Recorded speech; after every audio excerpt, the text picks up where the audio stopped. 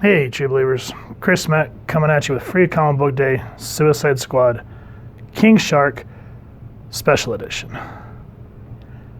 In this book, this is an example of how to not free Comic Book Day. Before we get into that, one thing that I wish people that deliver these books, one thing I wish they'd stop is where the stamp, where the books are going to go. Don't stamp it. That just kills the value of the book. So that was the first thing that really got on my nerves about this book, and I was really hoping that was going to be the only thing, because we see this gorgeous cover and we're thinking, oh man, we're going to see King Shark kick some ass. You know, this is going to lead into some cool Suicide Squad books. And then I happened to look over here and saw that Tim Seeley was writing. And I went, oh no. And I'm thinking, maybe I'm wrong. Maybe this is a good book. But then we open up and there's this character named Defacer. And okay, Nightwing is the big... Just stupid. And everyone's laughing at the statue. It's dumb. That's not how you comic book. It's very immature writing, in my personal opinion. And you come to find out that this character Defacer, she was dating Nightwing when he had his amnesia, and he was going by Rick Grayson, which at the time I think it was Dan Jurgens writing that. Excellent read. Check it out. But she's saying that she defaced that statue because Rick Grayson broke her heart, and everyone's laughing at her.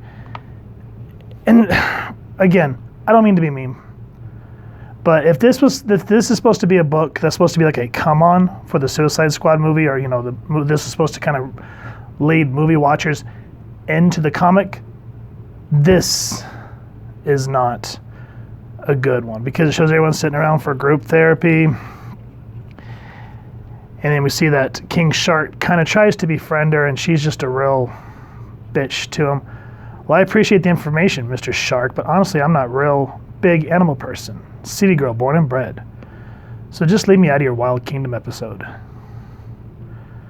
Okay, and then we get maybe one interesting fight where Defacer goes up against the person laughing at her back here in group therapy.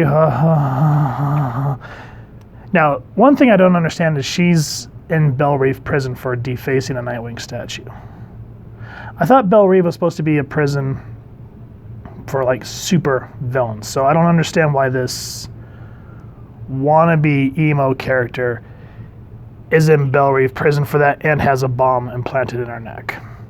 So out of the whole thing, this is probably the only interesting part, was seeing King Shark tear that character's head off, because you see how Nanawe is to not be futzed with. So we get a lot more reading, a lot more talking. We get a scene with Peacemaker, which I would have taken this whole book if it was just on him, but nope. And here the artwork's okay. Speaking of which, let's give credit where credit is due. Hang on. They don't put the credits at the beginning, so I actually have to dig around for them, which I think is so annoying. Here it is. Tim Seeley, writer. Scott Collins, artist. John Callies, colors. Wes Abbott, letters. Trevor Harsing, cover. Michael McAllister, editor. Now, the one panel in the whole thing where King Shark goes up against Orca, you're like, yes! And then that's it. The rest of it is talking. Granted, yes, this is a free comic book day book, but good grief. Give us something to care about in this. The artwork's nice once we get to the action, but the Belle Reve stuff, horrible, boring, talking. The only thing that makes up this book is the next part, where we see that Jason Todd is now in Belle Reve prison. And I kind of like how they give a poke at the society back in the 80s that called the 900 number to kill Jason Todd, because that's how they did it in Death of a Family. You called in to talk about if Jason Todd would live or die. He goes, like I said, I was the second Robin. And though I liked being that, a lot of other people didn't. So I died. Died. What a nice way of saying I was murdered. I like Brian Azzarello. I think his writing's awesome. Alex Melib, artist. Matt Collingsworth, colorist. Jared Fletcher, letter.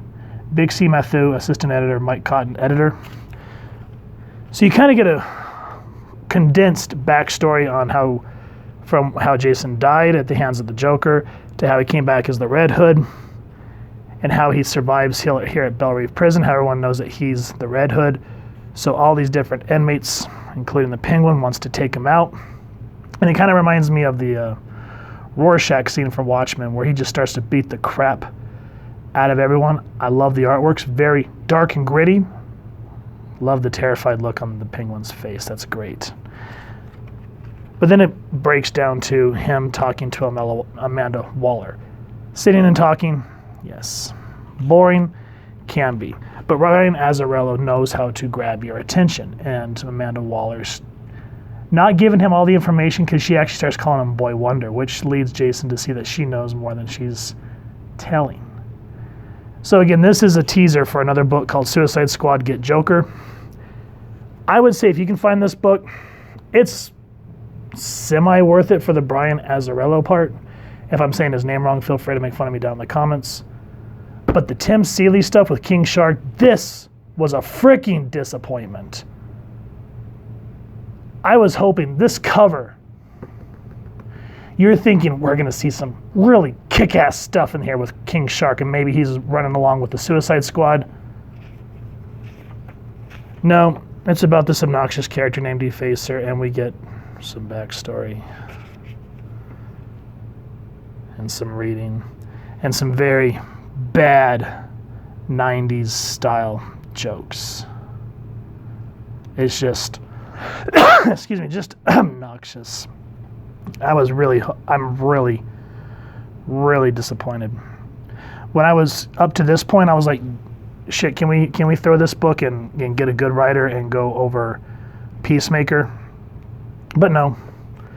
A lot of talking, bad 90s-esque, like Friends humor. Missed opportunity, man. I feel sorry if this is somebody's first Suicide Squad book. I apologize on behalf of DC for this. This should have been King Shark kicking ass. They should have brought in someone like Adam Glass who did the New 52 Suicide Squad because he had King Shark on his team and he knew how to write him. But, I don't know. I just really was hoping for more. So let me know what you guys think.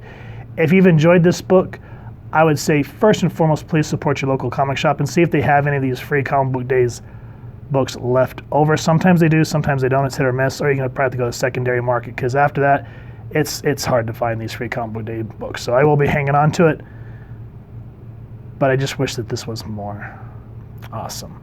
If you've enjoyed this review, we really would appreciate if you take a moment to hit like, share, and subscribe. Helps the club channel more than you could possibly know. And if you wouldn't mind hitting that fancy little Suicide Squad bell next to subscribe, that way as we continue to upload content, you guys will get notified. Come to the channel, and we'd love to hear your feedback and talk with you all down in the comments below or our social media pages, which I'll make sure to leave the links down in the description.